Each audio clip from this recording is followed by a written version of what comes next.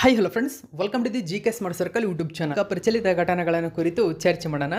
ನಿಮಗೆಲ್ಲ ಗೊತ್ತಿರಲಿ, ಪ್ರತಿದಿನ ನಾನು ಕನ್ನಡದ ಪ್ರಜಾವಾಣಿ ಸೇರಿದಂತೆ ಕನ್ನಡದ ಇತರ ಎಲ್ಲ ನ್ಯೂಸ್ ಪೇಪರ್ಗಳು, ಇಂಗ್ಲೀಷ್ನ ದಿ ಹಿಂದೂ ಮತ್ತು ಇಂಗ್ಲೀಷ್ನ ಇತರ ಎಲ್ಲ ನ್ಯೂಸ್ ಪೇಪರ್ಗಳ ಜೊತೆಗೆ ಕೇಂದ್ರ ಸರ್ಕಾರ ಪ್ರತಿದಿನ ಅಪ್ಡೇಟ್ ಮಾಡ್ತಕ್ಕಂಥ PIB ನ್ಯೂಸ್ ಪೇಪರ್ಗಳ ಪ್ರಮುಖ ಪ್ರಚಲಿತ ಘಟನೆಗಳನ್ನು ನಿಮ್ಮ ಮುಂದೆ ತರ್ತಾ ಇರ್ತೇನೆ. ಹಾಗಾದರೆ ಇವತ್ತಿನ ಕ್ವಶ್ಚನ್ ನಂಬರ್ 1 ಏನಿದೆ ಅಂತ ನೋಡೋಣ ಬನ್ನಿ. 2024ರಲ್ಲಿ ನಡೆದ ಮೊಟ್ಟ ಮೊದಲ ಏಷ್ಯನ್ ರಿಲೇ ಚಾಂಪಿಯನ್ಶಿಪ್ನಲ್ಲಿ 4x400 ಮೀಟರ್ ಮಿಶ್ರ ರಿಲೇ ಸ್ಪರ್ಧೆ, ನೋಡಿ ಮಿಶ್ರ ಅಂತ ಕೊಟ್ಟಿದ್ದಾರೆ, ಮಿಕ್ಸ್ಡ್, ಓಕೆ, ಮಿಶ್ರ ರಿಲೇ ಸ್ಪರ್ಧೆಯಲ್ಲಿ ಯಾವ ದೇಶದ ತಂಡವು ಚಿನ್ನದ ಪದಕವನ್ನು ಪಡೆದುಕೊಂಡಿದೆ? ಸರಿಯಾದಂಥ ಉತ್ತರ ಭಾರತ. ನೋಡಿ, ಇದೇ ಮೊಟ್ಟ ಮೊದಲ ಬಾರಿಗೆ ಏಷ್ಯನ್ ರಿಲೇ ಚಾಂಪಿಯನ್ಶಿಪ್ ನಡೆದಿದೆ. ಇದರಲ್ಲಿ ಮಿಶ್ರ ರಿಲೇ ಚಾಂಪಿಯನ್ಶಿಪ್ನಲ್ಲಿ ಅಂದರೆ ಮಿಶ್ರ ರಿಲೇ ಸ್ಪರ್ಧೆಯಲ್ಲಿ ಭಾರತವು ಚಿನ್ನದ ಪದಕವನ್ನು ಪಡೆದುಕೊಂಡಿದೆ. ಈ ಒಂದು ಮಾಹಿತಿಯನ್ನು ದಿ ಹಿಂದೂ ಪೇಪರ್ನಲ್ಲಿ ಕೊಟ್ಟಿದ್ದರು, ಗಮನಿಸಬಹುದು. ಅದರ ಜೊತೆಗೆ ಏಷ್ಯನ್ ಮಿಶ್ರ ರಿಲೇ ಚಾಂಪಿಯನ್ಶಿಪ್ಪು, ಇಲ್ಲಿ ಭಾರತವು ಮೆನ್ಸ್ ಮತ್ತು ವುಮೆನ್ಸ್ 4x400 ಮೀಟರ್ ಸ್ಪರ್ಧೆಯಲ್ಲಿ ಅಂದರೆ ಇಲ್ಲಿ ಸಿಲ್ವರ್ ಪದಕವನ್ನು ಪಡೆದುಕೊಂಡಿದೆ. ಓಕೆ, ಇಲ್ಲಿ ನೀವು ಗಮನಿಸಬಹುದು ಮಿಕ್ಸ್ಡ್ ಸ್ಪರ್ಧೆಯಲ್ಲಿ ಗೋಲ್ಡ್ ಪಡೆದುಕೊಂಡಿದೆ. ಸೊ ಇದೊಂದು ರೆಕಾರ್ಡ್ ಆಗಿರತಕ್ಕಂಥದ್ದನ್ನು ನೀವಿಲ್ಲಿ ಗಮನಿಸಬಹುದು. ಅಂದರೆ ನ್ಯಾಷನಲ್ ರೆಕಾರ್ಡ್ ಎಂಬತಕ್ಕಂಥ ಮಾಹಿತಿಯಲ್ಲಿ ನೀಡಲಾಗಿದೆ. ಸೊ ಮಿಕ್ಸ್ಡ್ 4x400 ರಿಲೇ ಟೀಮಲ್ಲಿ ಚಾಂಪಿಯನ್ ಆಗಿದೆ. ಹೆಚ್ಚಿನ ಮಾಹಿತಿಯನ್ನು ನಾವು ತಿಳ್ಕೊಳ್ಳೋಣ. ಭಾರತೀಯ ಅಥ್ಲೆಟ್ ತಂಡವು ಮೊದಲ ಏಷ್ಯನ್ ರಿಲೇ ಚಾಂಪಿಯನ್ಶಿಪ್ಗಳನ್ನು 3 ಪದಕಗಳೊಂದಿಗೆ ಪೂರ್ಣಗೊಳಿಸಿದೆ. ನೋಡಿ, ಇದು ತುಂಬಾ ಇಂಪಾರ್ಟೆಂಟ್ ಆಗುತ್ತೆ. ಮೊಟ್ಟ ಮೊದಲ ಏಷ್ಯನ್ ರಿಲೇ ಚಾಂಪಿಯನ್ಶಿಪ್ನಲ್ಲಿ ಭಾರತವು ಎಷ್ಟು ಪದಕಗಳನ್ನು ಗೆದ್ದುಕೊಂಡು ತನ್ನ ಪಂದ್ಯವನ್ನು ಅಂತ್ಯಗೊಳಿಸಿತು ಅಂತ ಕೇಳಿದರೆ 3 ಪದಕಗಳನ್ನು ಗೆದ್ದುಕೊಂಡಿದೆ. ಅದರಲ್ಲಿ 1 ಚಿನ್ನ, 2 ಬೆಳ್ಳಿ. ಮೊದಲ ಏಷ್ಯನ್ ರಿಲೇ ಚಾಂಪಿಯನ್ಶಿಪ್ಗಳು ಎಲ್ಲಿ ನಡೆದಿವೆ ಅಂತ ಕೇಳಿದರೆ ಥೈಲ್ಯಾಂಡ್ ದೇಶದ ಬ್ಯಾಂಕಾಕ್ನಲ್ಲಿ ಮೇ 20ರಿಂದ 21, 2024ರಲ್ಲಿ ನಡೆದಿದೆ. ಭಾರತದ ಮಿಶ್ರ ರಿಲೇ ತಂಡವು 4x400 ಮೀಟರ್ ಸ್ಪರ್ಧೆಯಲ್ಲಿ ಚಿನ್ನದ ಪದಕವನ್ನು ಗೆದ್ದುಕೊಂಡಿದೆ. ಐತಿಹಾಸಿಕವಾಗಿ ಇದು ಇಂಪಾರ್ಟೆಂಟ್ ಆಗುತ್ತೆ. ಇನ್ನು ನೆಕ್ಸ್ಟು ಭಾರತದ ಪುರುಷರ 4x400 ಮೀಟರ್ಸ್ ರಿಲೇ ತಂಡ ಬೆಳ್ಳಿ ಗೆದ್ದಿದ್ರೆ, ಮಹಿಳೆಯರದು ಕೂಡ 4x400 ಮೀಟರ್ಸ್ ರಿಲೇ ತಂಡ ಬೆಳ್ಳಿ ಪದಕವನ್ನು ಗೆದ್ದುಕೊಂಡಿದೆ. ಅಂದರೆ ಪುರುಷರ ಮತ್ತು ಮಹಿಳೆಯರ 4x400 ಮೀಟರ್ಸ್ ರಿಲೇ ತಂಡ ಬೆಳ್ಳಿ ಪದಕವನ್ನು ಗೆದ್ದರೆ, ಮಿಶ್ರ ರಿಲೇ ತಂಡದಲ್ಲಿ ಚಿನ್ನದ ಪದಕವನ್ನು ಪಡೆದುಕೊಂಡಿದೆ. ನೆಕ್ಸ್ಟ್ ನಾವು 2ನೇ ಕ್ವಶನ್ ನೋಡೋಣ. ನೋಡಿ, ಇತ್ತೀಚೆಗೆ ಬಿಡುಗಡೆಯಾದ ವೈಲ್ಡ್ ಲೈಫ್ ಇನ್ಸ್ಟಿಟ್ಯೂಟ್ ಆಫ್ ಇಂಡಿಯಾದ ವರದಿಯ ಪ್ರಕಾರ ಭಾರತದಲ್ಲಿ ಗಂಗಾ ನದಿಯ ಡಾಲ್ಫಿನ್ಗಳ ಸಂಖ್ಯೆಯಲ್ಲಿ ಪ್ರಸ್ತುತ ಎಷ್ಟು ಹೆಚ್ಚಳವನ್ನು ಕಂಡಿದೆ? ಸರಿಯಾದಂಥ ಉತ್ತರ ಗಮನಿಸಬಹುದು, 4,000 ಡಾಲ್ಫಿನ್ಗಳು ಹೆಚ್ಚಳವಾಗಿರತಕ್ಕಂಥದ್ದು. ಸೊ ಈ ಮೂಲಕ ಗಂಗಾ ನದಿಯ ಡಾಲ್ಫಿನ್ಗಳು ಅಳಿವಿನಂಚಿನಲ್ಲಿವೆ ಎಂಬತಕ್ಕಂಥ ಮಾಹಿತಿ ಹೊರಬಿದ್ದಿತ್ತು. ಇದರಿಂದಾಗಿ ಗಂಗಾ ನದಿಯ ಡಾಲ್ಫಿನ್ಗಳ ಸಂಖ್ಯೆ ಹೆಚ್ಚಳವಾಗಿರತಕ್ಕಂಥ ಮಾಹಿತಿಯನ್ನು ಇದೀಗ wild life institute of India ವರದಿ ಮಾಡಿದೆ. ನೀವಿಲ್ಲಿ ಗಮನಿಸಬಹುದು Indian wild life institute. So ಅಲ್ಲಿ ಪ್ರೆಸೆಂಟ್ಲಿ 4,000 ಡಾಲ್ಫಿನ್ಗಳು ಗಂಗಾ ನದಿಯಲ್ಲಿ ಇರ್ತಕ್ಕಂಥ ಮಾಹಿತಿಯನ್ನು ವರದಿ ಮಾಡಿದೆ. ಇದರ ಬಗ್ಗೆ ಹೆಚ್ಚಿನ ಮಾಹಿತಿಯನ್ನು ತಿಳ್ಕೊಳ್ಳೋಣ. ವೈಲ್ಡ್ ಲೈಫ್ ಇನ್ಸ್ಟಿಟ್ಯೂಟ್ ಆಫ್ ಇಂಡಿಯಾದ ಇತ್ತೀಚಿನ ವರದಿಯ ಪ್ರಕಾರ ಗಂಗಾ ನದಿ ಜಲಾನಯನ ಪ್ರದೇಶದಲ್ಲಿ 4,000ಕ್ಕೂ ಹೆಚ್ಚು ಡಾಲ್ಫಿನ್ಗಳಿವೆ. ಗಂಗಾ ನದಿ ಮತ್ತು ಅದರ ಉಪನದಿಗಳಲ್ಲಿ ಕಂಡುಬರುವ 4,000 ನದಿ ಡಾಲ್ಫಿನ್ಗಳಲ್ಲಿ 2,000ಕ್ಕೂ ಹೆಚ್ಚು ಉತ್ತರ ಪ್ರದೇಶವೊಂದರಲ್ಲೇ ಇದೆ. ನೋಡಿ, ಇದು ಗಮನಿಸಬೇಕು ನೀವು. ಹಾಗಾದರೆ ನೀವಿಲ್ಲಿ ಗಮನಿಸಬಹುದು, ಭಾರತದಲ್ಲಿ ಕೆಳಗಿನ ಯಾವ ರಾಜ್ಯವು ಅತಿ ಹೆಚ್ಚು ಡಾಲ್ಫಿನ್ಗಳನ್ನು ಹೊಂದಿದೆ ಅಥವಾ ಡಾಲ್ಫಿನ್ಗಳ ತಾಣವಾಗಿದೆ ಅಂತ ಕೇಳಿದರೆ ಉತ್ತರ ಪ್ರದೇಶ. ಉತ್ತರ ಪ್ರದೇಶದಲ್ಲಿ ಡಾಲ್ಫಿನ್ಗಳು ಮುಖ್ಯವಾಗಿ ಚಂಬಲ್ ನದಿಯಲ್ಲಿ ಕಂಡುಬರ್ತವೆ. ನೋಡಿ, ಉತ್ತರ ಪ್ರದೇಶದಲ್ಲಿ ಹಲವಾರು ನದಿಗಳು ಹರಿಯುತ್ತವೆ. ಅದರಲ್ಲಿ ಡಾಲ್ಫಿನ್ಗಳು ಹೆಚ್ಚು ಕಂಡುಬರತಕ್ಕಂಥ ನದಿ ಚಂಬಲ್ ನದಿ, ಮೋಸ್ಟ್ ಇಂಪಾರ್ಟೆಂಟ್. ಇದನ್ನು ನೀವು ಗಮನಿಸಬೇಕು. ಇನ್ನು ತಜ್ಞರ ಪ್ರಕಾರ ಗಂಗಾ ನದಿಯ ಜಲಾನಯನ ಪ್ರದೇಶಗಳಲ್ಲಿ ನದಿ ಡಾಲ್ಫಿನ್ಗಳ ಸಂಖ್ಯೆಯಲ್ಲಿ ಗಮನಾರ್ಹ ಹೆಚ್ಚಳವು ನದಿಯ ಮಾಲಿನ್ಯದ ಮಟ್ಟವು ಕಡಿಮೆಯಾಗುತ್ತಿದೆ ಮತ್ತು ಸರ್ಕಾರದ ಸಂರಕ್ಷಣಾ ಪ್ರಯತ್ನಗಳು ಫಲ ನೀಡುತ್ತಿವೆ ಎಂದು ಸೂಚಿಸಿದೆ. ಗಮನಿಸಬೇಕು, ಅಂದರೆ ಗಂಗಾ ನದಿ ಅತಿ ಹೆಚ್ಚು ಹೂಳು ತುಂಬಿಕೊಳ್ತಾ ಇತ್ತು. ಅದನ್ನು ಸರ್ಕಾರ ಗಂಗಾ ಯೋಜನೆ ಅಂತಕ್ಕಂಥ ಯೋಜನೆಯಿಂದಾಗಿ ಹೆಚ್ಚಿನ ಪ್ರಮಾಣದಲ್ಲಿ ಕ್ಲೀನ್ ಮಾಡ್ತು. ಈ ಕಾರಣದಿಂದಾಗಿ ಅಲ್ಲಿನ ಡಾಲ್ಫಿನ್ಗಳ ಸಂಖ್ಯೆ ಹೆಚ್ಚಳವಾಗಿರುವುದರಿಂದ ನೀಡಿದೆ. ಇನ್ನು ಭಾರತದೊಂದಿಗೆ ಇದು ಮುಖ್ಯವಾಗಿ ಗಂಗಾ ನದಿಯ ಮುಖ್ಯ ವಾಹಿನಿಯಲ್ಲಿ ಮತ್ತು ಅದರ ಉಪನದಿಗಳಾಗಿರ್ತಕ್ಕಂಥ ಗಾಗ್ರಾ, ಕೋಸಿ, ಗಂಡಕ್, ಚಂಬಲ್, ರೂಪನಾರಾಯಣ ಮತ್ತು ಯಮುನಾ ನದಿಗಳಲ್ಲಿ ಹೆಚ್ಚಿಗೆ ಕಂಡುಬರುತ್ತವೆ ಅಂತಕ್ಕಂಥ ಮಾಹಿತಿ ನೀಡಿದೆ. ಇಲ್ಲಿ ನೀವು ಗಮನಿಸಬೇಕು, ಡಾಲ್ಫಿನ್ಗಳನ್ನು ಸುಸು ಎಂದು ಕರೆಯಲಾಗುತ್ತದೆ. ತುಂಬಾ ಇಂಪಾರ್ಟೆಂಟ್ ಈ ಪದ ನಿಮಗೆ. ಸುಸು ಎಂಬ ಹೆಸರಿನೊಂದಿಗೆ ಯಾವ ಪ್ರಾಣಿಯನ್ನು ಗುರುತಿಸಲಾಗುತ್ತದೆ ಅಂತ ಕೇಳ್ತಾರೆ. ಓಕೆ, ಸುಸು ಎಂದು ಕರೆಯಲಾಗುತ್ತದೆ. ಕಾರಣ ಏನಂದರೆ ನೋಡಿ, ಅವು ಉಸಿರಾಡುವಾಗ ಉತ್ಪಾದಿಸುವ ಶಬ್ದದಿಂದಾಗಿ ಈ ಪ್ರಾಣಿಯನ್ನು ಜನಪ್ರಿಯವಾಗಿ ಸುಸು ಎಂಬ ಅರ್ಥದಿಂದ ಕರೆಯಲಾಗುತ್ತದೆ. ಹಾಗಾದರೆ ಈ ಗಂಗಾ ನದಿಯ ಡಾಲ್ಫಿನ್ಗಳು ಕುರುಡಾಗಿದ್ದು ಸಿಹಿ ನೀರಿನಲ್ಲಿ ಮಾತ್ರ ಬದುಕಬಲ್ಲವು. ಅವು ತಮ್ಮ ಬೇಟೆಯಾಡಲು ಸೋನಾರ್ಗಳನ್ನು ಬಳಸುತ್ತವೆ. ನೀವು ಇಲ್ಲಿ ಇವೆಲ್ಲ ಅಬ್ಸರ್ವ್ ಮಾಡಬೇಕು ಸ್ನೇಹಿತರೆ. ನೋಡಿ, ಗಂಗಾ ನದಿಯ ಡಾಲ್ಫಿನ್ಗಳು ಕುರುಡಾಗಿರ್ತವೆ, ಜೊತೆಗೆ ಅವು ಸಿಹಿ ನೀರಿನಲ್ಲಿ ಮಾತ್ರನೇ ವಾಸ ಮಾಡ್ತವೆ. ಅವುಗಳು ತಮ್ಮ ಬೇಟೆಯನ್ನು ಆಡಲು ಸೋನಾರ್ಗಳನ್ನು ಬಳಸ್ತವೆ. ಅಂದರೆ ಮೀನು ಮತ್ತು ಇತರೆ ಬೇಟೆಯಿಂದ ಪುಟಿಯುವ ಅಲ್ಟ್ರಾಸಾನಿಕ್ ಧ್ವನಿ ಏನಿದೆ, ಆ ಧ್ವನಿ ತರಂಗಗಳನ್ನು ಹೊರಸೂಸುತ್ತವೆ. ಇದರಿಂದಾಗಿ ಅವು ಬೇಟೆಯಾಡ್ತವೆ. ಸೋನಾರ್ಗಳನ್ನು ಬಳಸಿಕೊಂಡು ಈ ಒಂದು ಬೇಟೆಯಿಂದ ಬರ್ತಕ್ಕಂಥ ಅಲ್ಟ್ರಾಸಾನಿಕ್ ಸೌಂಡ್ ಏನಿದೆ, ಆ ಸೌಂಡನ್ನು ತರಂಗವನ್ನು ಆಲಿಸಿ ಬೇಟೆಯಾಡ್ತವೆ. ಇನ್ನು ಗಂಗಾ ನದಿ ಡಾಲ್ಫಿನನ್ನು ಮೇ 18, 2010 ಕೇಂದ್ರ ಪರಿಸರ ಮತ್ತು ಅರಣ್ಯ ಸಚಿವಾಲಯವು ಭಾರತದ ರಾಷ್ಟ್ರೀಯ ಜಲಚರ ಪ್ರಾಣಿ ಎಂದು ಘೋಷಣೆ ಮಾಡಿದೆ. ನೋಡಿ, ಇದು ಕೂಡ ಪ್ರಚಲಿತದಲ್ಲಿರತಕ್ಕಂಥ ಮಾಹಿತಿಯಾಗಿದೆ. ಯಾಕಂದರೆ ಮೇ 18 ಗಮನಿಸಬೇಕು. ಮೇ 18 ರಾಷ್ಟ್ರೀಯ ಜಲಚರ ಪ್ರಾಣಿಯನ್ನು ಆಯ್ಕೆ ಮಾಡಿದಂಥ ಒಂದು ದಿನವಾಗಿದೆ. ಮೇ 18 ನೋಡಿ, ಗಂಗಾ ನದಿಯ ಡಾಲ್ಫಿನನ್ನು ಮೇ 18, 2010 ಭಾರತದ ರಾಷ್ಟ್ರೀಯ ಜಲಚರ ಪ್ರಾಣಿ ಎಂದು ಘೋಷಣೆ ಮಾಡಲಾಗಿದೆ. ಹಾಗಾದರೆ ಭಾರತೀಯ ವನ್ಯಜೀವಿ ಸಂಸ್ಥೆ, ಇಂಡಿಯನ್ ವೈಲ್ಡ್ ಲೈಫ್ ಸೆಂಚುರಿ ಅಂತ ಕರಿತೇವೆ, ಇದು ಸಂಸ್ಥೆಯ ಬಗ್ಗೆ ನಾವು ತಿಳ್ಕೊಳ್ಳೋಣ. ಭಾರತೀಯ ವನ್ಯಜೀವಿ ಸಂಸ್ಥೆಯನ್ನು 1982 ಕೇಂದ್ರ ಅರಣ್ಯ ಮತ್ತು ಹವಾಮಾನ ಬದಲಾವಣೆ ಸಚಿವಾಲಯದ ಅಡಿಯಲ್ಲಿ ಒಂದು ಸ್ವಾಯತ್ತ ಸಂಸ್ಥೆಯಾಗಿ ಸ್ಥಾಪನೆ ಮಾಡಲಾಗಿದೆ. ಭಾರತೀಯ ವನ್ಯಜೀವಿ ಸಂಸ್ಥೆಯ ಕೇಂದ್ರ ಕಚೇರಿ ಉತ್ತರಾಖಂಡದ ಡೆಹ್ರಾಡೂನ್ನಲ್ಲಿದೆ.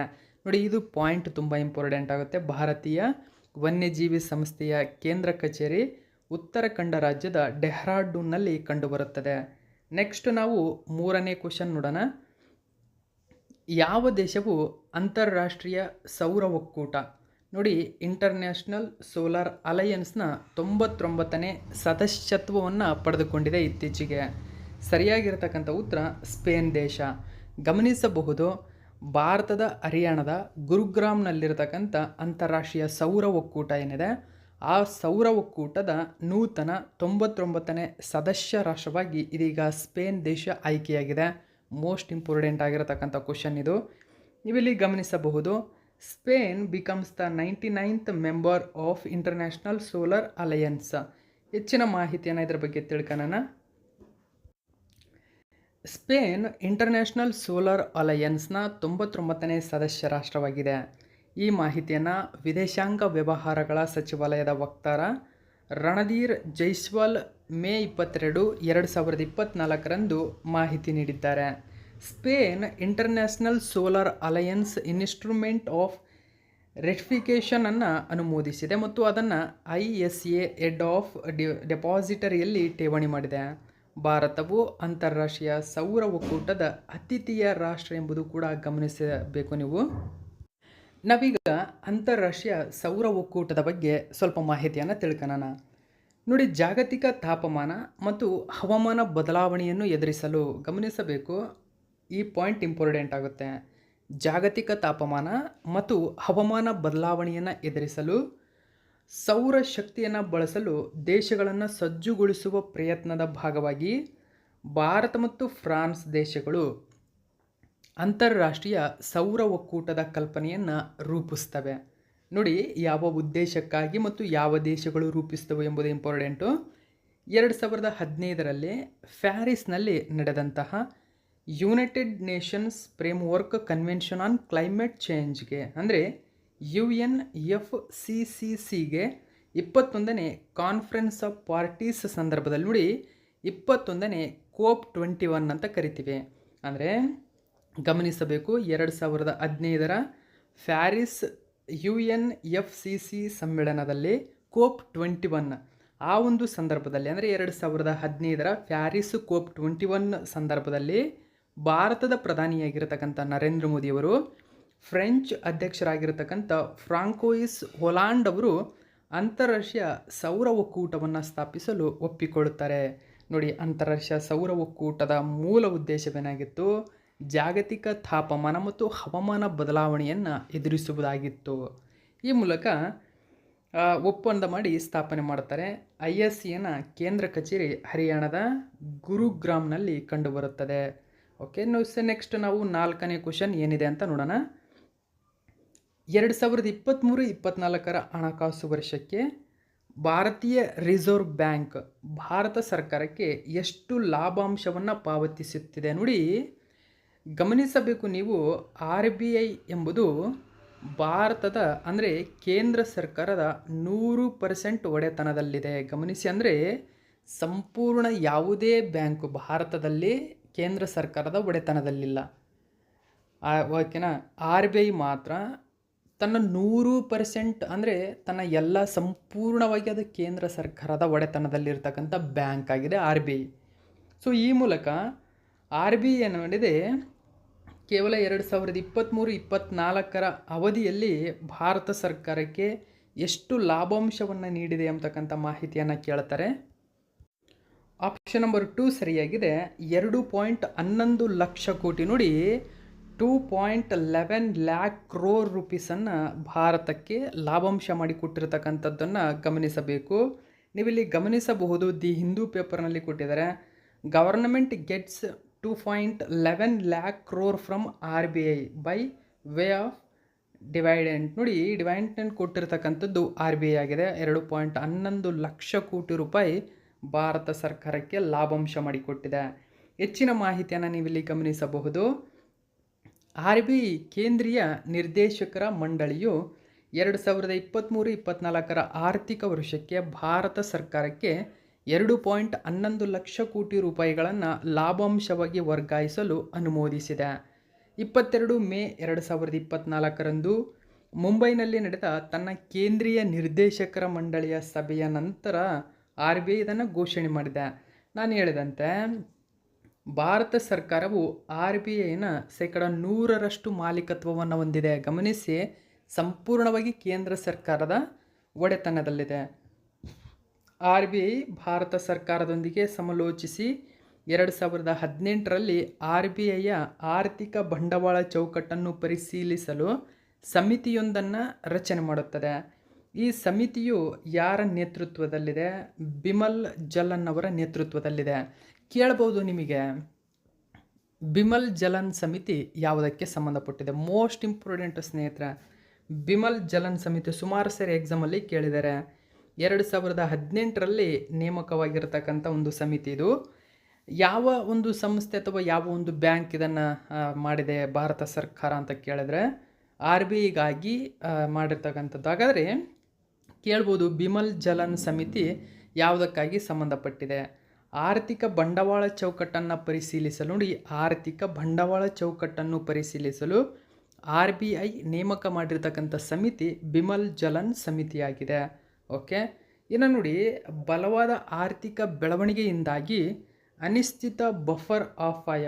ನೋಡಿ, ಅಂದರೆ ಗಮನಿಸಬಹುದು, ಕಂಟಿಂಜೆಂಟ್ ಬಫರ್ ರಿಸ್ಕನ್ನು 2023-24ರಲ್ಲಿ 6% ಮತ್ತು 2023-24ರಲ್ಲಿ 6.5% ಹೆಚ್ಚಿಸಲಾಗಿತ್ತು. ಗಮನಿಸಿ ಸ್ನೇಹಿತರೆ, ಈ ಒಂದು CBFR ಅಂತ ಕರಿತೀವಿ, ಅಂದರೆ ಕಂಟಿಂಜೆಂಟ್ ಬಫರ್ ರಿಸ್ಕ್ ಈ ಒಂದು ಅನಿಶ್ಚಿತ ಬಫರ್ ಅಪಾಯವನ್ನು 6.5% ಹೆಚ್ಚಿಸಲಾಗಿದೆ. ಓಕೆ, ಸೊ ಇದು ಕೂಡ ತುಂಬಾ ಇಂಪಾರ್ಟೆಂಟು, ನೆನಪಿಟ್ಕೋಬೇಕು. ನೆಕ್ಸ್ಟ್ 5ನೇ ಕ್ವಶನ್ ನೋಡೋಣ. ವರ್ಲ್ಡ್ ಎಕನಾಮಿಕ್ ಫೋರಮ್ ಇತ್ತೀಚೆಗೆ ಬಿಡುಗಡೆ ಮಾಡಿದ 2024ರ ಪ್ರಯಾಣ ಮತ್ತು ಪ್ರವಾಸೋದ್ಯಮ ಅಭಿವೃದ್ಧಿ ಸೂಚ್ಯಂಕದಲ್ಲಿ ಭಾರತದ ಶ್ರೇಣಿ ಎಷ್ಟು? ಸರಿಯಾದಂಥ ಉತ್ತರ ಭಾರತ 39ನೇ ಸ್ಥಾನವನ್ನು ಪಡೆದುಕೊಂಡಿದೆ, 39. ದ ಇಂಡಿಯನ್ ಎಕ್ಸ್‌ಪ್ರೆಸ್ ಪೇಪರ್ನಲ್ಲಿ ಒಂದು ಮಾಹಿತಿಯನ್ನು ಕೊಟ್ಟಿದ್ದಾರೆ.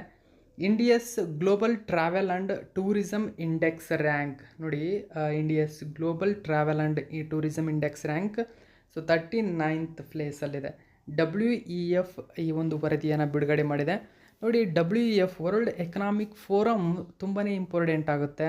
ಸೊ ಅದು ಬಿಡುಗಡೆ ಮಾಡಿರ್ತಕ್ಕಂಥ ಯಾವುದೇ ವರದಿಯಾಗಿದ್ದರೂ ಕೂಡ ನಿಮಗೆ ಎಕ್ಸಾಮ್ಗೆ ಇಂಪಾರ್ಟೆಂಟ್ ಆಗಿರ್ತಕ್ಕಂಥ ಮಾಹಿತಿ ಕೊಡುತ್ತೆ.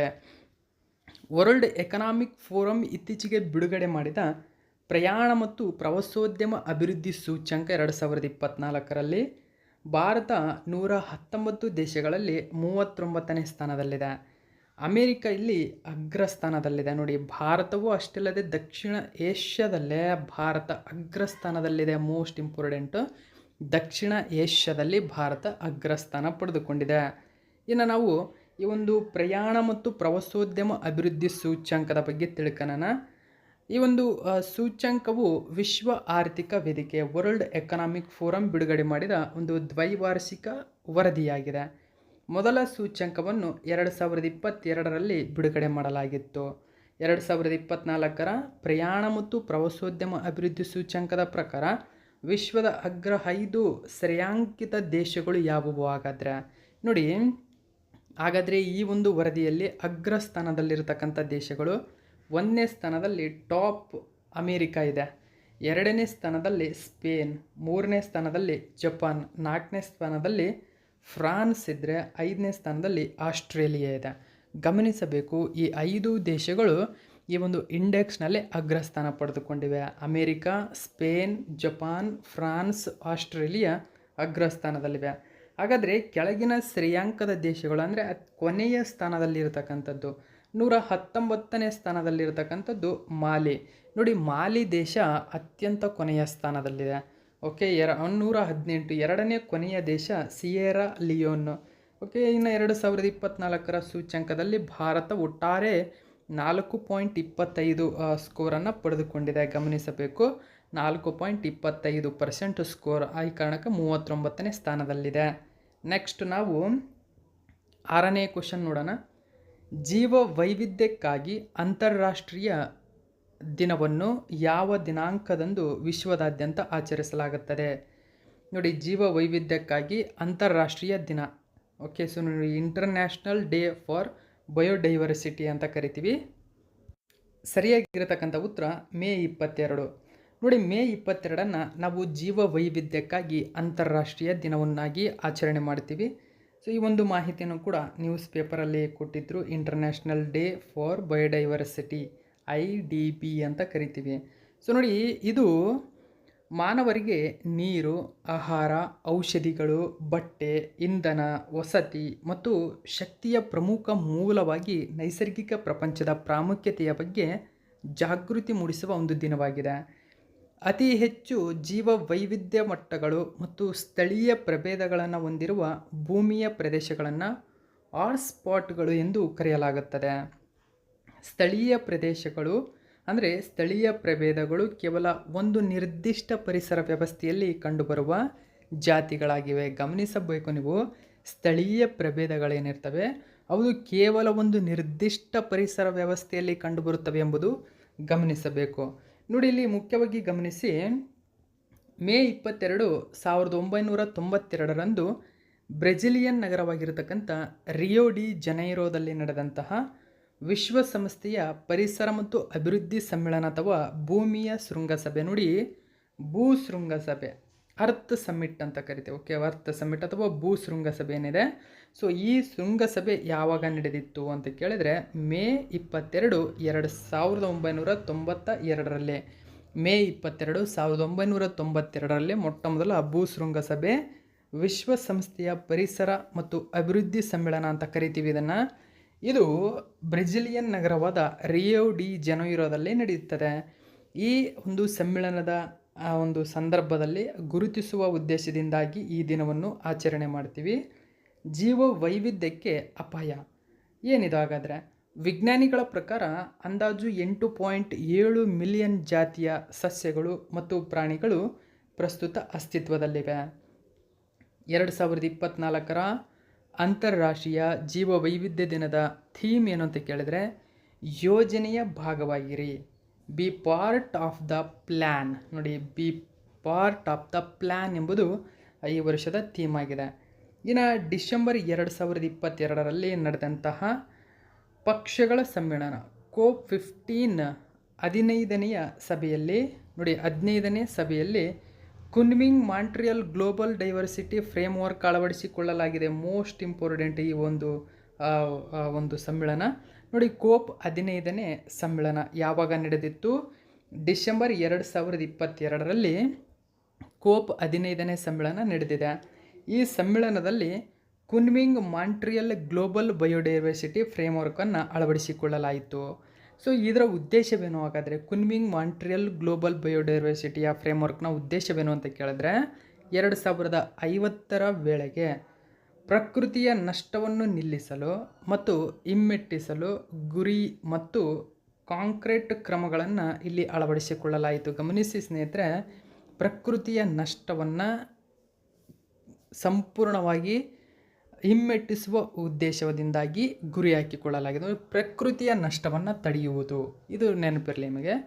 ಓಕೆ, ಅಂದರೆ ಪರಿಸರದ ನಷ್ಟ ತಡಿತಕ್ಕಂಥದ್ದು, ಪರಿಸರ ನಷ್ಟವನ್ನು ತಡೆಯುವ ಉದ್ದೇಶ, ಸಂಪೂರ್ಣವಾಗಿ ಪರಿಸರ ನಷ್ಟವನ್ನು ತಡೆಯುವುದು 2050ರ ವೇಳೆಗೆ. ಸೊ ಇದನ್ನು ಡಿಸೆಂಬರ್ 2022ರ COP 15ನೇ ಸಮ್ಮೇಳನದಲ್ಲಿ ಈ ಒಂದು ಕುನ್ಮಿಂಗ್ ಮಾಂಟ್ರಿಯಲ್ ಗ್ಲೋಬಲ್ ಬಯೋಡೈವರ್ಸಿಟಿ ಫ್ರೇಮ್ವರ್ಕನ್ನು ಅಳವಡಿಸಿಕೊಳ್ಳಲಾಯಿತು. ಇದರ ಉದ್ದೇಶ 2050ರ ವೇಳೆಗೆ ಪ್ರಕೃತಿ ಅಥವಾ ಪರಿಸರದ ನಷ್ಟವನ್ನು ಸಂಪೂರ್ಣವಾಗಿ ತಡೆಯುವುದಾಗಿತ್ತು. ಓಕೆ, ಇನ್ನು COP 16ನೇ ಸಮ್ಮೇಳನ ಎಲ್ಲಿ ನಡೆಯಲಿದೆ? Most important. ಅಂದರೆ 2024ರಲ್ಲಿ COP 16ನೇ ಸಮ್ಮೇಳನ ನಡೀತಾ ಇದೆ. ಇದು ಕೊಲಂಬಿಯಾದ ದಕ್ಷಿಣ ಅಮೇರಿಕಾ. ನೋಡಿ, ದಕ್ಷಿಣ ಅಮೇರಿಕಾ ಕಂಡುಬರುತ್ತದೆ. ಈ ದಕ್ಷಿಣ ಅಮೇರಿಕಾದಲ್ಲಿ ಕಂಡುಬರುವ ಒಂದು ದೇಶ ಕೊಲಂಬಿಯಾ. ಓಕೆ, ದಕ್ಷಿಣ ಅಮೇರಿಕಾದಲ್ಲಿ ಕಂಡುಬರುವ ಒಂದು ದೇಶ ಕೊಲಂಬಿಯಾ.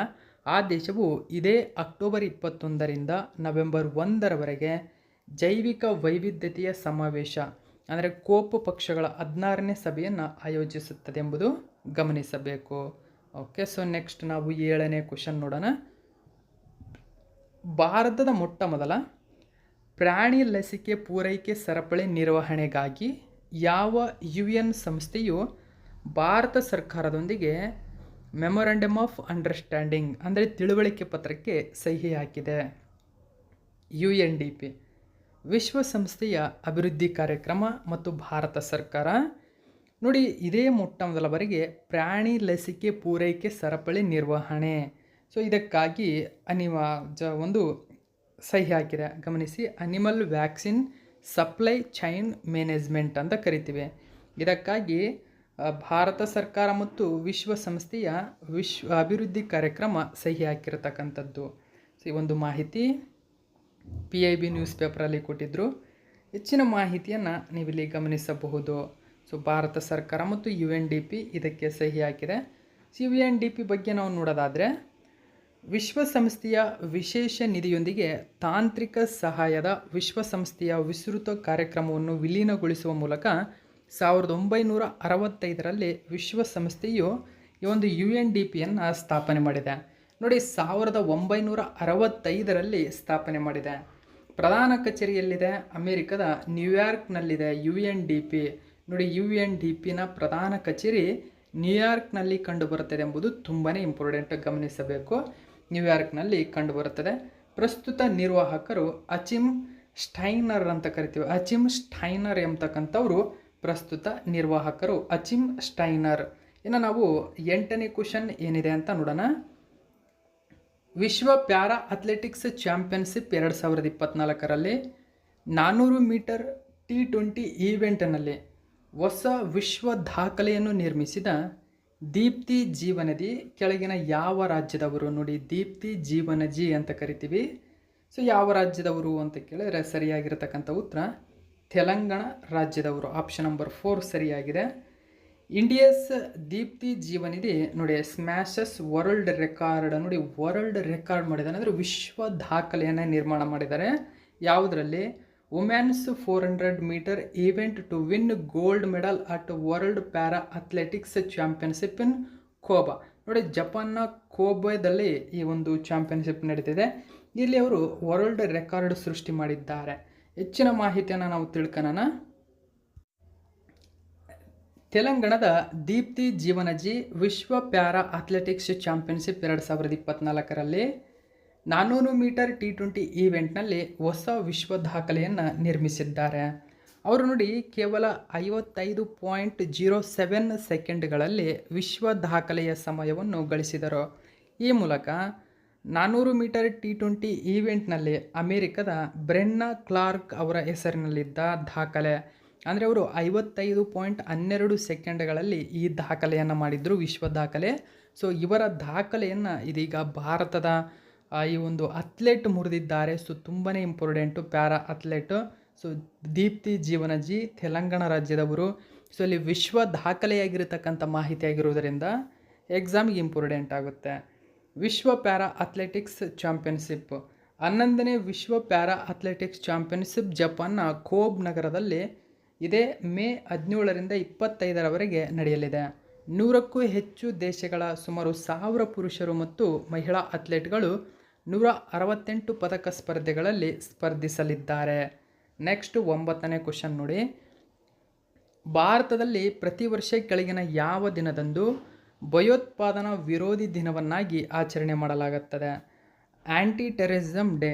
ನೋಡಿ ಭಯೋತ್ಪಾದನಾ ವಿರೋಧಿ ದಿನ. ಸರಿಯಾಗಿರತಕ್ಕಂಥ ಉತ್ತರ ಆಪ್ಷನ್ ನಂಬರ್ 1 ಮೇ 21. ಸೊ ಇಲ್ಲಿ ತಮಿಳುನಾಡಿನ LTTE ಸಂಘಟನೆ ಏನಿದೆ, ರಾಜೀವ್ ಗಾಂಧಿಯವರನ್ನು ಹತ್ಯೆ ಮಾಡಿದಂಥ ಒಂದು ದಿನವಾಗಿದೆ ಅದು ಮೇ 21. ಆ ಕಾರಣಕ್ಕಾಗಿ ಈ ಹತ್ಯೆಯನ್ನು ಖಂಡಿಸಿ ಇದರ ಉದ್ದೇಶವನ್ನು ತಡೆಯುವ ಉದ್ದೇಶದಿಂದಾಗಿ ಪ್ರತಿ ವರ್ಷ ನಾವು ಭಯೋತ್ಪಾದನಾ ವಿರೋಧಿ ದಿನವನ್ನಾಗಿ ಆಚರಣೆ ಮಾಡ್ತೀವಿ. ಇದರ ಬಗ್ಗೆ ಹೆಚ್ಚಿನ ಮಾಹಿತಿಯನ್ನು ತಿಳ್ಕೊಳ್ಳೋಣ. National anti terrorism day 2024.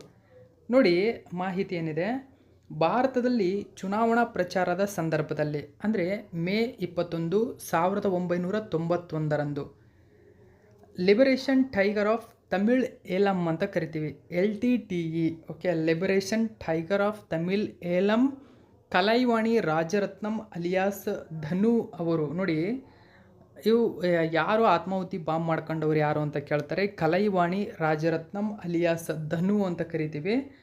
ಅವನು ಆತ್ಮಾಹುತಿ ಬಾಂಬರ್ನಿಂದ ಮಾಜಿ ಪ್ರಧಾನಿ ರಾಜೀವ್ ಗಾಂಧಿಯನ್ನು ಹತ್ಯೆ ಮಾಡಿದ ಗುರುತಾಗಿ ಮೇ 21ರಂದು ಭಯೋತ್ಪಾದನಾ ವಿರೋಧಿ ದಿನವನ್ನು ಆಚರಿಸಲಾಗುತ್ತದೆ. ಇದು ಎಲ್ಲಿ ನಡೆಯಿತು ಅಂತ ಕೇಳಿದರೆ ಚೆನ್ನೈ ಸಮೀಪದ ಶ್ರೀ ಪೆರಂಬದೂರ್ ಎಂಬ ಹಳ್ಳಿಯಲ್ಲಿ ನಡೆಯುತ್ತದೆ. ನೋಡಿ ಚೆನ್ನೈನ ಸಮೀಪದಲ್ಲಿ ಕಂಡುಬರತಕ್ಕಂಥ ಶ್ರೀ ಪೆರಂಬದೂರು ಕೇಳ್ಬೋದು. ಶ್ರೀ ಪೆರಂಬದೂರ್ ಕೆಳಗಿನ ಯಾವ ಸ್ಥಳದಲ್ಲಿ ಕಂಡುಬರುತ್ತದೆ? ಚೆನ್ನೈನ ಸಮೀಪದಲ್ಲಿ ಕಂಡುಬರತಕ್ಕಂಥ ಒಂದು ಹಳ್ಳಿ ಇದು. ಸೊ ಈ ಹಳ್ಳಿಯಲ್ಲಿ ಅವರು ಧನು ಎಂಬತಕ್ಕಂಥ ಆತ್ಮಾಹುತಿ ಬಾಂಬರ್ನಿಂದಾಗಿ ಪ್ರಧಾನಿ ರಾಜೀವ್ ಗಾಂಧಿಯವರು ಹತ್ಯೆಯಾಗ್ತಾರೆ. ಯಾವಾಗ? ಮೇ 21, 1991ರಂದು. ನೋಡಿ ಮೇ 21, 1991 ಭಯೋತ್ಪಾದನಾ ವಿರೋಧಿ ದಿನದ ಹಿನ್ನೆಲೆ ತಿಳ್ಕೊಳ್ಳೋಣ.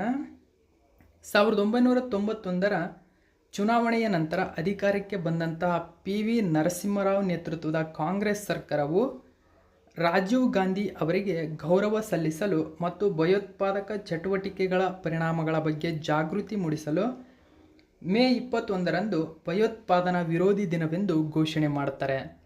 ಇಲ್ಲಿ 1991ರ ನಂತರ ಅಧಿಕಾರಕ್ಕೆ ಬಂದವರು, ಅಂದರೆ ರಾಜೀವ್ ಗಾಂಧಿಯ ನಂತರ ಅಧಿಕಾರಕ್ಕೆ ಬಂದವಂಥವರು PV ನರಸಿಂಹರಾವ್.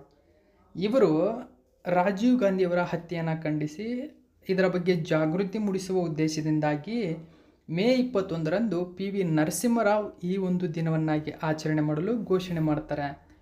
ಮೊದಲ ಭಯೋತ್ಪಾದನಾ ವಿರೋಧಿ ದಿನವನ್ನು ಮೇ 21, 1992ರಂದು ಆಚರಿಸಲಾಯಿತು. ಹಾಗಾದರೆ ಈ ರಾಜೀವ್ ಗಾಂಧಿ ಯಾರು? ನೋಡಿ ರಾಜೀವ್ ಗಾಂಧಿ ಅವರು ಭಾರತದ 6ನೇ ಪ್ರಧಾನಮಂತ್ರಿಗಳು. ನೋಡಿ 6ನೇ ಪ್ರಧಾನಮಂತ್ರಿ ಇವರು ಅಕ್ಟೋಬರ್ 31, 1984ರಿಂದ ಡಿಸೆಂಬರ್ 2, 1989ರವರೆಗೆ ಭಾರತದ ಪ್ರಧಾನಮಂತ್ರಿಯಾಗಿದ್ದವರು. 84ರಿಂದ 89ರವರೆಗೆ. ಸೊ ಅಂದರೆ ಭಾರತದ 6ನೇ ಪ್ರಧಾನಮಂತ್ರಿಗಳು. 1984ರಲ್ಲಿ ಅವರ ತಾಯಿ ಇಂದಿರಾ ಗಾಂಧಿಯವರ ಹತ್ಯೆಯ ನಂತರ 40ನೇ ವಯಸ್ಸಿನಲ್ಲಿ ಭಾರತದ ಪ್ರಧಾನಮಂತ್ರಿಯಾದ ಅತ್ಯಂತ ಕಿರಿಯ ವ್ಯಕ್ತಿ ಎಂಬ ಹೆಗ್ಗಳಿಕೆ ಇವರ ಹೆಸರಿನಲ್ಲಿದೆ. ಅಷ್ಟೇ ಅಲ್ಲದೆ ಲೋಕಸಭೆ ಚುನಾವಣೆಯಲ್ಲಿ 400ಕ್ಕೂ ಹೆಚ್ಚು ಸ್ಥಾನಗಳನ್ನು ಗೆದ್ದ ಏಕೈಕ ಪ್ರಧಾನಿ. 1984ರ ಚುನಾವಣೆಯಲ್ಲಿ ಕಾಂಗ್ರೆಸ್ ಪಕ್ಷವು 508ರಲ್ಲಿ 401 ಸ್ಥಾನಗಳನ್ನು ಗೆದ್ದುಕೊಂಡಿತ್ತು. ನೆಕ್ಸ್ಟ್ 10ನೇ ಕ್ವಶನ್ ನೋಡೋಣ. ಮೇ 19, 2024ರಂದು ಹೆಲಿಕಾಪ್ಟರ್ ಅಪಘಾತದಲ್ಲಿ ಅಧ್ಯಕ್ಷ ಇಬ್ರಾಹಿಂ ರೈಸಿ ಸಾವನ್ನಪ್ಪಿದರು. ಹಾಗಾದರೆ ಇವರು ಇರಾನ್ ದೇಶದ ಎಷ್ಟನೇ ಅಧ್ಯಕ್ಷರಾಗಿ ಅಧಿಕಾರ ವಹಿಸಿಕೊಂಡಿದ್ದರು? ನೋಡಿ, ಇರಾನ್ ದೇಶದ 8ನೇ ಅಧ್ಯಕ್ಷರಾಗಿದ್ದರು ಇವರು. ಸೊ ಈ ವಿಮಾನ ಅಪಘಾತದಲ್ಲಿ ನಿಧನ ಹೊಂದಿದ್ದಾರೆ. ಸೊ ಹೆಚ್ಚಿನ ಮಾಹಿತಿ ಇದರ ಬಗ್ಗೆ ತಿಳ್ಕೊಳ್ಳೋಣ ನಾವು. ಇರಾನ್ ಸರ್ಕಾರ ನೋಡಿ ಮೇ 19, 2024ರಂದು ಹೆಲಿಕಾಪ್ಟರ್ ಅಪಘಾತದಲ್ಲಿ ಇಬ್ರಾಹಿಂ ರೈಸಿ ಮತ್ತು ಇರಾನ್ನ ವಿದೇಶಾಂಗ ಸಚಿವರಾಗಿರತಕ್ಕಂಥ ಹುಸೈನ್ ಅಮೀರ್ ಅಬ್ದುಲ್ಲಾಹಿಯಾನ್ ಅಂತ ಕರಿತೀವಿ ನೋಡಿ, ಹುಸೈನ್ ಅಮೀರ್ ಅಬ್ದುಲ್ಲಾಹಿಯಾನ್ ಮತ್ತು ಇತರೆ 7 ಜನರು ಸಾವನ್ನಪ್ಪಿದ್ದಾರೆ ಇಲ್ಲಿ. ಸೊ ಇದನ್ನು ದೃಢಪಡಿಸ್ತಾರೆ. ಇಲ್ಲಿ ನೀವು ಗಮನಿಸಬೇಕು, ಹೆಲಿಕಾಪ್ಟರ್ ಅಪಘಾತದಲ್ಲಿ ಅವರು ಸಾವನ್ನಪ್ತಾರೆ. ಸಮಯ ಡೇಟ್ ಯಾವುದು ಅಂತ ಕೇಳಿದರೆ ಮೇ 19, 2024. ಸೊ ಈ ಕ್ವಶನ್ಗಳು ಇದರಲ್ಲಿ ಕೇಳ್ತಾರೆ ಜಾಸ್ತಿ. ಅಧ್ಯಕ್ಷರನ್ನು ಹೊತ್ತೊಯ್ಯುತ್ತಿದ್ದ ಹೆಲಿಕಾಪ್ಟರ್ ಇರಾನ್ನ ಪೂರ್ವ ಅಜರ್ಬೈಜಾನ್ನ ಪ್ರಾಂತ್ಯದ ಗಮನಿಸಿ ಪೂರ್ವದ ಅಂದರೆ ಇರಾನ್ ದೇಶದ ಪೂರ್ವದ ಅಜರ್ಬೈಜಾನ್ ಪ್ರಾಂತ್ಯದ ಉಜಿ ಗ್ರಾಮದ ಸಮೀಪ ವರ್ಜೆಗಾನ್ನ ಪರ್ವತ ಪ್ರದೇಶ. ನೋಡಿ, ವರ್ಜೆಗಾನ್ ಪರ್ವತ ಗಮನಿಸಬೇಕು ನೀವು ಈ ಪಾಯಿಂಟು. ವರ್ಜೆಗಾನ್ ಪರ್ವತ ಪ್ರದೇಶ ಈ ಪ್ರದೇಶಕ್ಕೆ ಅಪ್ಪಳಿಸ್ತದೆ. ಆ ಪರ್ವತಕ್ಕೆ ಅಂದರೆ ವರ್ಜೆಗಾನ್ ಪರ್ವತಕ್ಕೆ ಅಪ್ಪಳಿಸುತ್ತದೆ. ವರ್ಜೆಗಾನ್ ಪರ್ವತ ಕೆಳಗಿನ ಯಾವ ದೇಶದಲ್ಲಿ ಕಂಡುಬರುತ್ತದೆ ಅಂತ ಕೇಳಬಹುದು? ಇರಾನ್ ದೇಶದಲ್ಲಿ ಕಂಡುಬರುತ್ತದೆ ಈ ವರ್ಜೆಗಾನ್ ಪರ್ವತ. ಈ ಪರ್ವತಕ್ಕೆ ಅಪ್ಪಳಿಸಿದಂತಹ ವಿಮಾನದಿಂದಾಗಿ ಇವರು ಸಾವನ್ನಪ್ತಾರೆ. ಅಜರ್ಬೈಜಾನ್ನೊಂದಿಗೆ ಇರಾನ್ನ ಗಡಿಯಲ್ಲಿ. ಅದಕ್ಕಾದರೆ ಇವರು ಯಾವ ಉದ್ದೇಶಕ್ಕಾಗಿ ಹೋಗಿದ್ರು ಅಂತ ಕೇಳಿದರೆ ನೋಡಿ, ಅಜರ್ಬೈಜಾನ್ನೊಂದಿಗೆ ಇರಾನ್ನ ಗಡಿಯಲ್ಲಿ ಆಣೆಕಟ್ಟು ತೆರೆಯುವ ಸಂದರ್ಭದಲ್ಲಿ ಈಗ ಇಬ್ರಾಹಿಂ ರೈಸಿ ಆ ಆಣೆಕಟ್ಟನ್ನು ಉದ್ಘಾಟನೆ ಮಾಡಿ ಇರಾನ್ಗೆ ವಾಪಸ್ ಆಗ್ತಾ ಇದ್ದಂಥ ಸಂದರ್ಭ. ಅಂದರೆ ಅಜರ್ಬೈಜಾನ್ ಮತ್ತು ಇರಾನ್ನ ಗಡಿಯಲ್ಲಿ ಒಂದು ಆಣೆಕಟ್ಟನ್ನು ನಿರ್ಮಾಣ ಮಾಡಿ ಉದ್ಘಾಟನೆ ಮಾಡಿ ಅದನ್ನು ವಾಪಸ್ ಹೋಗ್ತಕ್ಕಂಥ ಸಂದರ್ಭದಲ್ಲಿ ಈ ಅವಘಡ ಸಂಭವಿಸಿದೆ. ಅವರು 2021ರಲ್ಲಿ ಇರಾನ್ನ 8ನೇ ಅಧ್ಯಕ್ಷರಾಗಿ ಆಯ್ಕೆಯಾಗ್ತಾರೆ. ಯಾವಾಗ? 2021ರಲ್ಲಿ. ಅಲ್ಲಿ ಇರಾನ್ನಲ್ಲಿ 4 ವರ್ಷಗಳ ಅಧಿಕಾರವಿರುತ್ತದೆ. ನೋಡಿ, ನಮ್ಮ ದೇಶದಲ್ಲಿ ಇಲ್ಲಿ 5 ವರ್ಷ ಅವರ ಅಧಿಕಾರಾವಧಿ ಆದರೆ ಇರಾನ್ನಲ್ಲಿ 4 ವರ್ಷ ಅಧಿಕಾರಾವಧಿ. ಇರಾನ್ನ ನೈತಿಕತೆಯ ಪೊಲೀಸ್ ವಲಯದಲ್ಲಿದ್ದ ಮಹಸಾ ಅಮೀನ್ ಕೂಡ ಇವರ ಒಂದು ಅಂಡರಲ್ಲೇ ಸಾವನ್ನಪ್ತಾರೆ. ಗಮನಿಸಬೇಕು. ಅಂದರೆ ನೈತಿಕ ಪೊಲೀಸ್ ದಾದಾಗಿರಿ ಕೂಡ ಇವರ ಕಾಲದಲ್ಲಿ ನಡೆಯುತ್ತದೆ. ಅಂದರೆ ಮಹಸಾ ಅಮೀನ್ ಎಂಬತಕ್ಕಂಥವರು ನಿಮಗೆ ಗೊತ್ತಿರಬೇಕು ಈ ಪಾಯಿಂಟು. ಹಿಜಾಬ್ ಧರಿಸಿಲ್ಲ ಎಂಬ ಕಾರಣಕ್ಕೆ ಪೊಲೀಸ್ ಹೊಡೆದ ಏಟಿಗೆ ಕಸ್ಟಡಿಯಲ್ಲಿ ಸಾವನ್ನಪ್ತಾರೆ. ಇದರ ಬಗ್ಗೆ ದೇಶದಾದ್ಯಂತ ವ್ಯಾಪಕ ಪ್ರತಿಭಟನೆ ಕೂಡ ನಡೆಯುತ್ತದೆ. ಸೊ ಇದು ಕೂಡ ನಡೆದಿದ್ದು ಅಧ್ಯಕ್ಷರಾಗಿರತಕ್ಕಂಥ ಇಬ್ರಾಹಿಂ ರೈಸಿಯವರ ಕಾಲದಲ್ಲಿ ಎಂಬುದು ಗಮನಿಸಬೇಕು. ಸಂಪ್ರದಾಯವಾದಿ ಇರಾನ್ನಲ್ಲಿ ಮಹಿಳೆಯರು ಸಾರ್ವಜನಿಕವಾಗಿ ಹಿಜಾಬ್ ಧರಿಸುವುದು ಕಡ್ಡಾಯ ಎಂದು ನೈತಿಕ ಪೊಲೀಸ್ ಗಿರಿ ಇವರ ಕಾಲದಲ್ಲಿ ನಡೆದಿತ್ತು ಎಂಬುದು ಗಮನಿಸಬೇಕು. ಇರಾನ್ ಸಿಯಾ ಒಂದು ಪಂಗಡಕ್ಕೆ ಹೆಚ್ಚಿನ ಜನರನ್ನು ಹೊಂದಿರತಕ್ಕಂಥ ದೇಶ. ಮೊಹಮ್ಮದ್ ಮೊಗ್ದಬ್ ಇರಾನ್ನ ಹಂಗಾಮಿ ಅಧ್ಯಕ್ಷರಾಗಿ ನೇಮಕಗೊಂಡಿದ್ದಾರೆ. ಗಮನಿಸಬೇಕು, ಮೊಹಮ್ಮದ್ ಮೊಗ್ಬರ್ ಏನಿದ್ದಾರೆ ಇವರು ಇರಾನ್ನ ಪ್ರಸ್ತುತ ಹಂಗಾಮಿ ಅಧ್ಯಕ್ಷರಾಗಿ ಇದೀಗ ನೇಮಕಗೊಂಡಿದ್ದಾರೆ. ಇಸ್ಲಾಮಿಕ್ ರಿಪಬ್ಲಿಕ್ ಆಫ್ ಇರಾನ್ ರಾಜಧಾನಿ ಟೆಹರಾನ್, ಕರೆನ್ಸಿ ಇರಾನಿನ ರಿಯಾಲ್ ಅಂತ ಕರಿತೀವಿ. ಸೊ ಇದು ಸಂಪೂರ್ಣ ಮಾಹಿತಿ ಆಗಿದೆ. ಸೊ ಇದೇ ತರಹದ ಮಾಹಿತಿಯೊಂದಿಗೆ ಮತ್ತೆ ನಿಮ್ಮನ್ನು ಭೇಟಿ ಆಗ್ತೀನಿ. Thank you so much for watching my video friends.